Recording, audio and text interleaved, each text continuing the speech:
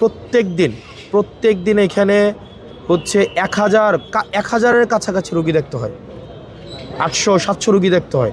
আবার আপনি ভাগ করেন 5 জন ডাক্তার 700 জন রুগী দেখে প্রত্যেক দিন, 600। গত ফেব্রুয়ারি মাসে এই হসপিটালে রুগী দেখা হয়েছে 15,500 রুগী দেখা হয়েছে।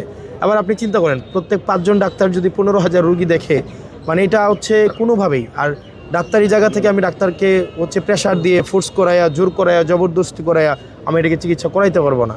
আমি ডাক্তারদেরকেও কিন্তু যথাযথ আমাকে তার পেশাদারি এবং পেশাগত পরিবেশটাকে আমাকে নিশ্চিত করতে হবে। এবং ডাক্তারকে যদি আমি চোর পুলিশ সম্পর্কের মধ্যে রাখি, আপনাদের সাংবাদিক ভাইয়েরা আপনারা যারা আছেন, আমি আপনাদের কাছে অনুরোধ করব, আমি ওনাদের কাছ থেকে 1 মাস সময় চাইছি। 1 মাস তাদেরকে আমরা হচ্ছে অবজার্ভ করি।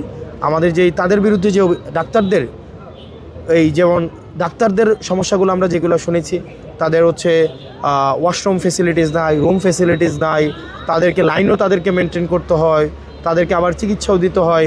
একজন ডাক্তারকে প্রত্যেক দিন 200 রোগীর মতো দেখতে হয়। আপনি বলেন একজন ডাক্তার 200 রোগী দেখা কোনো দিন সম্ভব? মানে